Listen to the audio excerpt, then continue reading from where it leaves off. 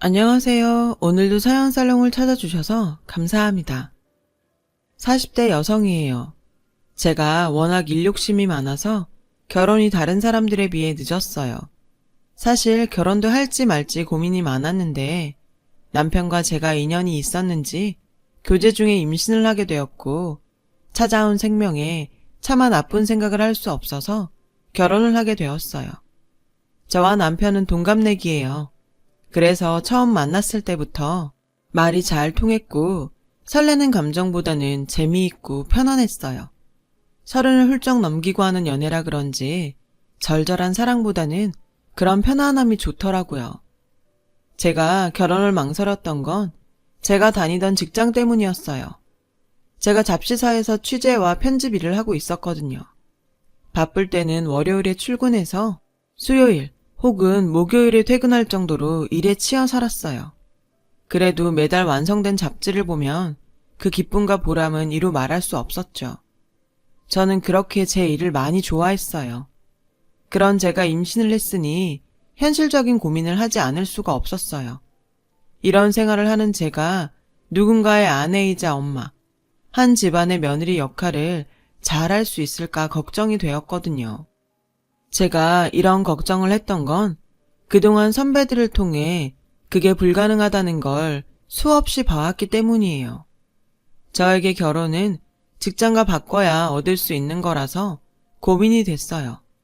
하지만 독실한 기독교 신자인 제 부모님은 저의 임신을 결혼을 하라는 신의 계시로 받아들이셨죠. 그리고는 일을 그만두고서라도 결혼을 하라며 등을 떠미셨어요.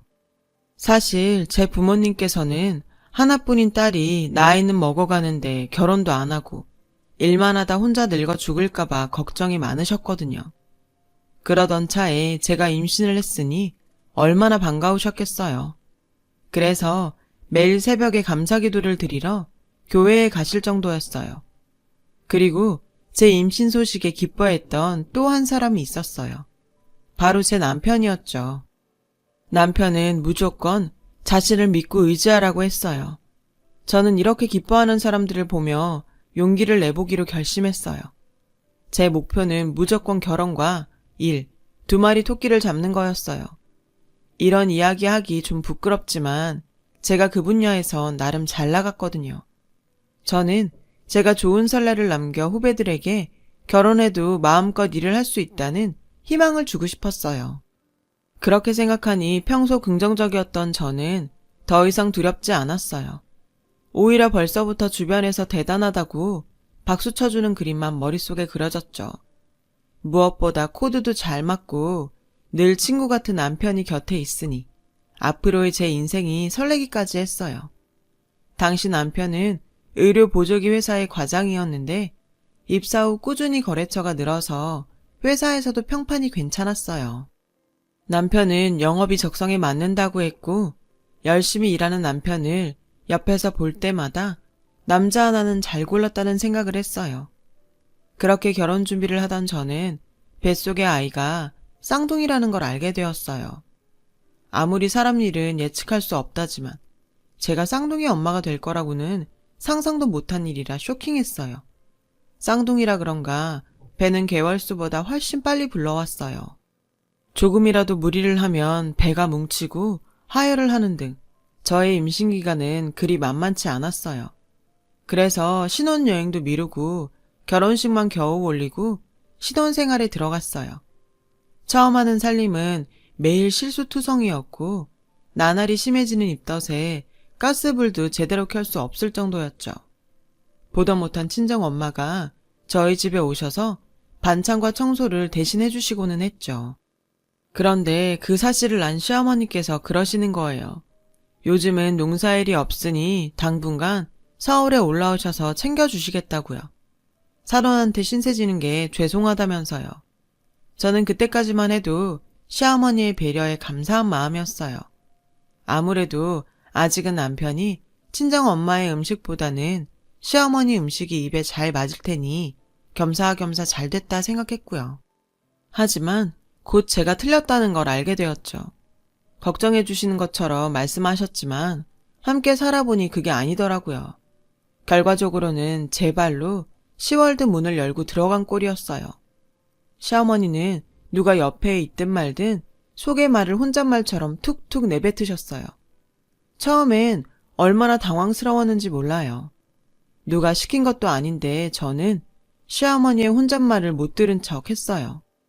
어머님이 오시고 얼마 뒤부터 저희 집 살림은 모두 시어머님 뜻에 따라 위치까지 모조리 바뀌었어요.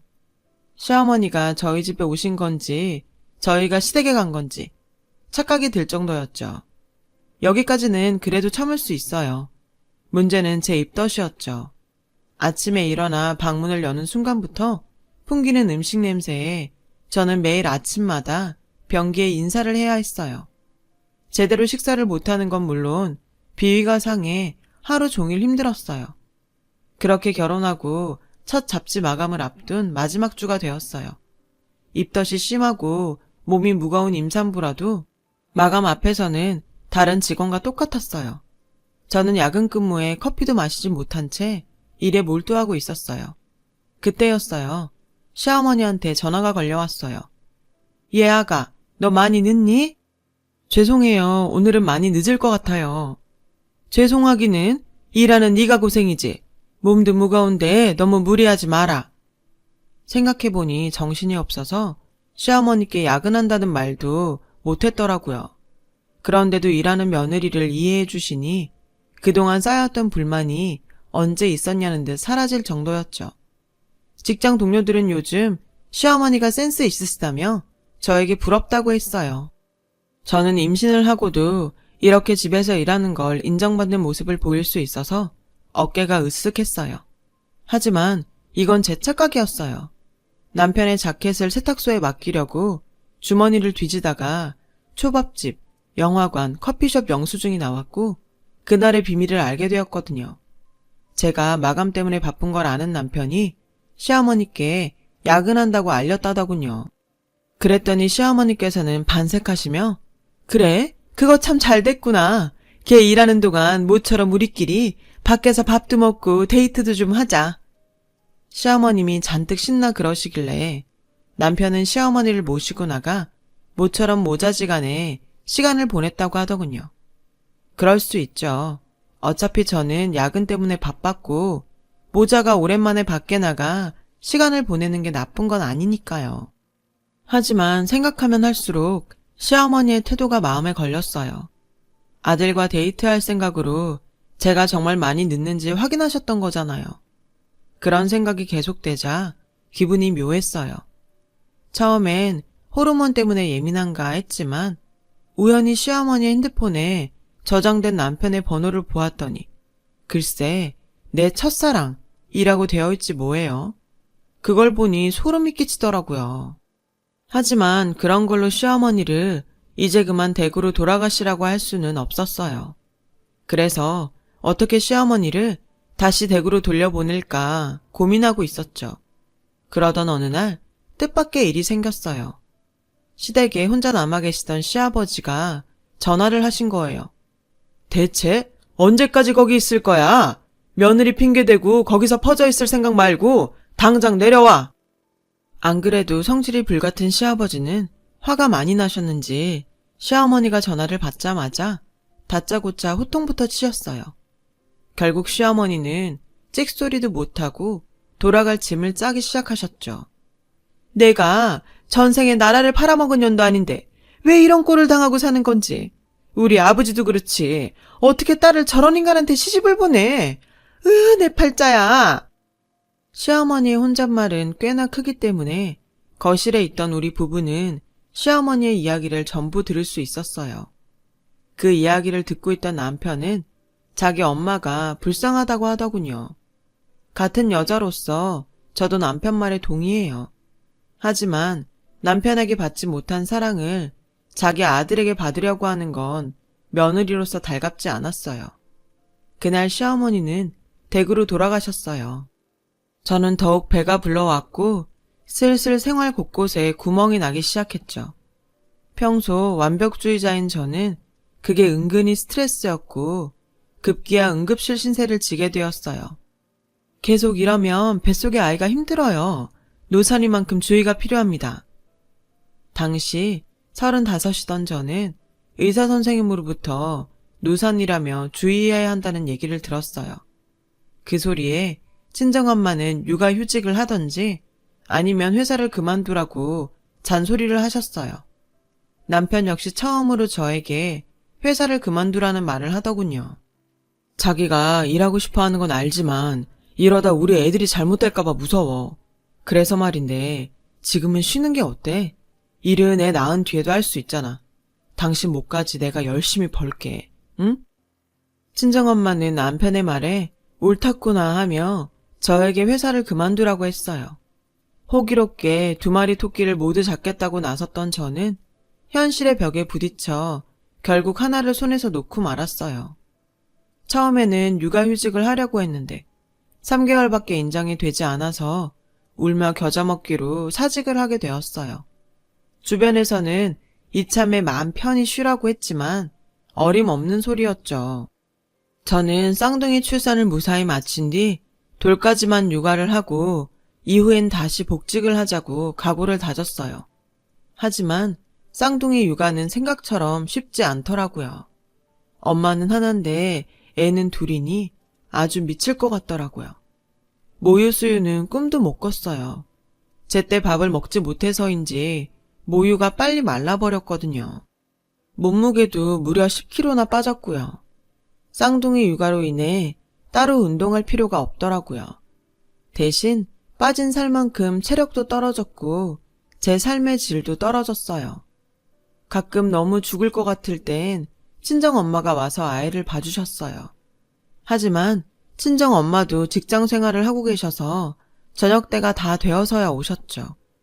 그즈음 남편은 부장으로 승진해서 퇴근이 더 늦어졌어요. 결혼 전에 자기만 믿고 의지하라고 하던 남편은 코빼기도 보이지 않았어요. 덕분에 저는 말로만 듣던 독박 육아 신세가 되어버렸죠. 몸은 힘들고 바쁜데 마음은 외로운 게 그야말로 심신이 모두 괴로웠어요. 나중에 알았죠. 산후 우울증이라는 걸요. 하지만 남편은 제가 힘들다고 하소연을 할 때마다 시큰둥했어요. 사회생활을 하느라 자기가 더 힘들다며 집에서만큼은 쉬게 해달라고 하더군요. 저는 어이가 없었어요. 남편은 화가 나서 아무 말도 하지 않는 저에게 이렇게 말했어요. 빨래는 세탁기가 하고 밥은 밥통이 다 해주잖아. 자기는 애만 보면 되는 거 아냐. 애랑 같이 잘 수도 있고 얼마나 좋아. 투정 부리지 말고 나 좀 이해해주라. 이게 무슨 개벽다귀 같은 소리래요. 저는 저의 하소연을 투정이라고 말하는 남편을 봐줄 수 없었어요. 그래서 남편과 쌍둥이를 놔두고 집을 나와 호텔로 갔어요. 친정에 가면 걱정하실 게 뻔했고 저를 설득하실 게 분명했으니까요. 간만에 자유에 잠시 들뜨기도 했지만 저는 금세 마음이 불편해졌어요. 이왕 이렇게 된 거 그냥 즐기면 되는데 왜 이 순간에도 집 걱정을 하고 있는지 생각할수록 화가 났어요. 이런 제 자신이 너무 싫더라고요. 3시간 정도 지나자 남편이 저에게 문자를 보냈더라고요. 지금 이게 무슨 짓이야? 애 엄마가 애만 두고 나가면 어떡해? 저는 문자 내용을 보고 기가 차서 말이 안 나왔어요. 자긴 애 아빠 아닌가요? 결혼 전에는 코드도 맞고 말도 잘 통하던 남자는 어디 가고 이런 꼰대 같은 아저씨가 되다니. 정말 이 남자랑 결혼을 한 게 그렇게 후회가 되더라고요. 당신도 애 아빠니까 나 대신 잘 해봐. 당신 말대로 청소랑 밥은 기계가 하니까. 당신은 애만 보면 되잖아. 애랑 같이 자면 되니까 얼마나 좋아? 남편이 했던 말 그대로 문자로 보냈어요. 남편은 제 문자에 화가 났는지 그때부터 전화를 하기 시작했어요. 저는 더 약이 오르게 전화기를 꺼버렸죠. 아이 울음소리 없는 조용한 호텔방에 혼자 있자니 나도 모르게 눈물이 났어요. 결혼을 현실이고 육아는 희생이라고 왜 아무도 말해주지 않았을까요? 모든 게 다 원망스러웠어요. 방해하는 사람도 없는데 잠도 이루지 못하고 결국 새벽에 체크아웃을 했어요. 그래도 엄마라고 남편은 밉지만 쌍둥이 걱정이 되었거든요. 그 후 저와 남편은 감정의 골이 더욱 깊어졌어요. 소통이 안 되는 이유였죠.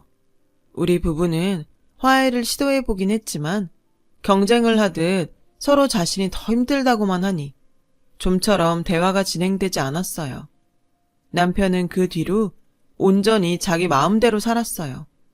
늦는 건 당연했고 개인적인 술자리와 카드도 펑펑 쓰고 상태가 점점 나빠졌죠. 하루는 도저히 안 되겠다 싶어서 쌍둥이들을 재우고 남편을 기다렸는데 잔뜩 취해서 들어온 남편이 저 보라는 듯 옷들을 거실에 벗어 던지더라고요. 지금 이게 뭐야? 보면 몰라? 밖에서 힘들게 일하고 온 남편 옷이잖아. 주워서 빨아. 집에서 편하게 놀고 먹는 주제에. 뭐? 편하게 놀고 먹어? 그래. 그럼 지금부터 내가 일할 테니까 네가 집에서 애들이랑 놀고 먹어. 내가 너보다는 훨씬 더 벌 수 있으니까. 직장 생활이 장난이냐? 거긴 전쟁터야, 전쟁터. 누군 직장 생활 안 해봤니? 가짜는 소리 말고 네 옷은 네가 빨아. 저는 소리를 지르며 남편이 벗어던진 옷들을 고스란히 남편한테 걷어찼어요. 남편은 화가 잔뜩 나서 씩씩거렸지만 저는 보란듯이 안방으로 들어가 문을 쾅 닫고 걸어버렸어요. 남편은 문고리를 잡고 소란을 떨었지만 저는 꼼짝하지 않았어요. 대신 울기 시작한 쌍둥이들을 달랬어요. 저는 그때 이혼을 생각했어요. 다시 일만 할 수 있다면 쌍둥이쯤은 저 혼자 키울 수 있다고 생각했거든요. 그 후 저희 부부는 더 사이가 나빠졌어요. 어차피 헤어지면 끝이라고 생각했죠. 그런데 문제는 엉뚱한 곳에서 터졌어요. 글쎄 달력을 보니 시아버지 생신이 코앞이더라고요. 저는 갈등했어요. 부부 사이의 일로 시댁 어른들한테까지 영향을 끼치는 게 맞나 하고요. 아무리 사이가 나빠도 제 할 도리는 해야 할 것 같았거든요. 결국 저는 시댁에 찾아뵙기로 했어요. 나중에도 책 잡히고 싶지 않았거든요. 저는 쌍둥이를 데리고 기차를 타고 시댁으로 내려갔어요. 그런데 시댁에 도착해보니 남편이 저보다 먼저 와 있지 뭐예요. 니네 싸웠다며?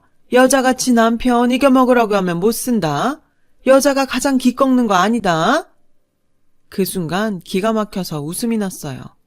저한테 말도 안 하고 혼자 시댁에 내려온 남편도 웃겼고 애를 둘이나 안고 찾아온 며느리를 반겨주기는커녕 보자마자 자기 아들 기죽일까봐 걱정부터 하는 시어머니 꼴도 웃겼어요. 그래서 저는 그 길로 시댁을 나와 집으로 돌아왔어요. 저 더러운 성질머리하고는? 저는 제 뒤통수에 대고 소리치는 시어머니를 휙 하고 돌아 째려봤어요. 성질 같아서는 며느리 성질머리 따지기 전에 당신 아들 교육이나 제대로 하라고 소리치고 싶었지만 참았어요. 내 부모 욕먹이는 짓 같아서요. 시댁에서 돌아온 뒤 저희 부부는 자연스럽게 별거에 들어갔어요. 합의한 건 아니었고 언제부턴가 남편이 집에 들어오지 않더라고요. 처음엔 어디서 지내는지 살짝 신경이 쓰이긴 했지만 제가 먼저 물어볼 수는 없었어요. 그렇게 한 달이 지난 어느 날 저는 현금이 떨어져 돈을 찾으려고 체크카드를 ATM 기계에 넣었는데 글쎄 통장에 잔고가 하나도 없다고 나오지 않겠어요? 설마 하며 조회를 해보니 남편이 지 통장에 있던 돈을 몽땅 다른 통장으로 이체했더라고요. 어찌나 화가 나던지. 아직 돌도 안 된 애들도 있는데 어쩜 이럴 수 있어요? 저는 당장 이혼을 하자고 남편에게 전화를 걸었고 하는 수 없이 친정에서 생활비를 빌렸어요. 호랑말코 같은 놈. 너는 여태 말도 안 하고 참고 살았던 거야? 제 얘기에 친정엄마는 우시더라고요. 그 모습을 보는데 속에서 천불이 났어요. 그 후로 저는 이를 악물고 돈을 벌 궁리를 했어요. 복직을 할까 사업을 시작할까 별의별 생각을 다 했죠. 제가 아는 지인들에게 전화를 돌렸고 선배의 도움으로 스타트업 회사에 취직을 하게 되었어요. 감사하게도 제 상황에 맞춰 회의가 있는 주 1회만 출근을 하도록 해주었어요. 그간의 경력을 살려 집에서 블로그와 SNS를 통해 제품 홍보를 하게 되었어요. 전에 잡지사에서 제품 홍보에 따른 마케팅 경험도 있어서 일은 그리 어렵지 않았어요. 반응도 처음 치고는 좋았고 저는 차츰 일하던 감도 찾아서 집에서 육아를 하면서도 제 몫을 톡톡히 해냈어요. 비록 피곤하고 힘든 날의 반복이었지만 성취감 덕에 그런 건 아무 상관없었어요. 정신없이 지내다 보니 남편이 집에 오지 않은 지도 3개월이 넘었더라고요. 저는 이쯤 되면 정식으로 이혼을 하고 깨끗하게 헤어져야겠다고 생각했어요. 그런데 그때 마침 남편이 돌아왔어요. 완전 거짓골이 돼서는 술이 떡이 되어 왔더라고요. 저는 왜 기어들어왔냐고 소리쳤어요. 하지만 남편은 날이 선 제 말에도 아무런 대꾸도 하지 않았죠. 오히려 시무룩한 표정이었어요. 하지만 측은하다거나 불쌍하다는 마음은 없었어요. 저는 이때다 싶어 인터넷으로 다운받아 놓은 이혼 서류를 남편에게 내밀었죠. 더 싸우는 것도 싫고 그만 헤어지자. 생활비도 이미 당신이 다 빼돌렸으니 이 집 전세 보증금은 쌍둥이 양육비로 내가 챙길게. 난 헤어지기 싫어. 뭐? 내가 지금 잘못 들었니? 지금까지 생활비도 한 푼 주지 않고 3개월 동안 집에 오지도 않았으면서 이혼은 싫다고?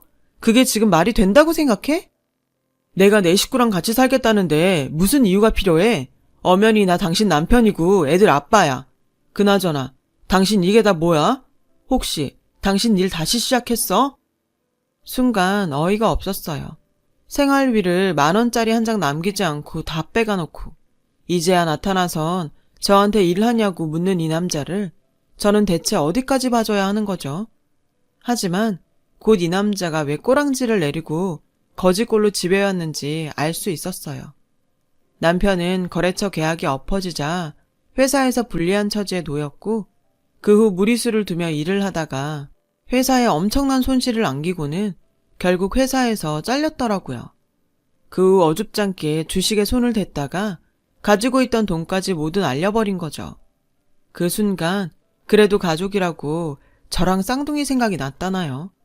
고작 그 정도 능력 가지고 제 앞에서 돈 좀 번다고 생색을 냈다니 웃기더군요. 그럼에도 남편은 끝내 이혼은 절대 안 된다고 버텼어요. 그래서 고민한 끝에 저는 제가 그동안 느꼈던 수모를 되갚아 주기로 했죠. 저는 회사에 앞으로는 주 5일 출근을 하겠다고 말했어요. 그리고 남편에게 살림과 육아를 맡겼죠. 저는 한 달에 생활비로 딱 100만 원만 주고 평소처럼 일에 미쳐 야근과 주말 출근을 밥 먹듯이 했어요. 살림과 육아에 지친 남편은 제가 집에서 쉴 때 종종 힘들다고 하소연을 해댔죠. 당신도 집에서 쉴 때는 집안일 좀 해. 나 혼자 쌍둥이 보는 게 쉬운 줄 알아? 왜 이래? 나도 다 한 거야. 집에서 쉴 때만큼은 편하게 쉬게 놔둬. 당신도 알잖아. 회사는 전쟁터야. 제 말에 남편은 감정이 상했는지 주방에서 혼자 깡소주를 마시더군요. 푹푹 한숨을 쉬면서 말이에요. 그 모습에 그동안 당해왔던 수모를 되갚아준 것 같아 속이 시원했어요. 그런데 얼마 뒤 저희 집에 시어머니가 서울로 올라오셨어요. 남편이 육아가 너무 힘들어서 시댁에 SOS를 쳤더라고요. 시어머니는 서울에 도착하자마자 집으로 안 가시고 제가 다니는 회사로 찾아오셨더라고요. 그리곤 저를 보자마자 노발대발 하셨죠. 아니, 그깟 돈 좀 번다고 유세냐? 다른 여자들은 회사 일도 하면서 집에서 살림하고 애도 다 키운다. 그런데 어디 남편한테 살림을 시켜? 다른 집 남편은 밖에서 돈도 벌어요. 그런데 그이는 집에서 놀잖아요. 놀아? 너 살림이 얼마나 힘든지 몰라? 거기다 니네는 쌍둥이도 키워야 하잖아. 저는 그동안 얼마나 힘들었겠어요. 그리고요, 그이 저러고 사는 거 제가 시킨 거 아니에요. 저는 분명히 이혼하자고 했거든요. 그런데 어머님 아들이 이혼은 안 된다고 그렇게라도 같이 살겠다고 한 거예요. 그러니 저 원망하지 마세요. 다 어머님 아들이 무능한 탓이니까요. 전 미팅이 있어서 그만 들어갈게요. 그리고 다음부터는 회사에 함부로 찾아오지 마세요. 저까지 회사 잘리면 안 되잖아요. 저는 당황해서 입도 제대로 다물지 못하는 시어머니를 남겨두고 먼저 일어났어요. 결국 시어머니는 저희 집으로 가지 않고 시댁으로 돌아가셨어요. 지 엄마 손이라도 빌리려고 했던 남편은 억울하면 취직하라는 엄마의 잔소리를 듣고는 분해서 깡수주를 먹더라고요. 저는 남편에게 생활비 말고 용돈으로 50만 원을 더 주기로 했어요. 쌍둥이들도 어린이집에 보내게 되었고 재취업을 위해 자격증이라도 따라고 남편에게 말했죠. 당신도 자격증이라도 따서 재취업해. 언제까지 이러고 살 수는 없잖아. 학원비는 내가 대줄 테니까. 고마워. 내가 전에 자기 집에서 논다고 막말했던 거 정말 잘못했어. 미안해. 저희 부부는 결혼 전 그랬던 것처럼 친구처럼 지내게 되었어요. 집안 분위기가 좋아져서 그런지 쌍둥이들도 전보다 밥도 잘 먹고 성격도 더 밝아졌어요. 저도 남편도 살림과 육아가 손에 익어서 서로 자연스럽게 돕게 되었고요. 얼마 전 남편은 재취업에 성공했어요. 육아를 하면서 따둔 자격증 덕분이었죠.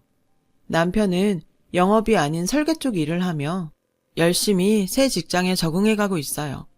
과정은 험난했지만 뿌듯해 하더라고요. 고생 끝에 만난 낙이라서 더 그런가 봐요. 서로 더 잘 지켜가야지요. 제 사연을 들어주셔서 감사합니다.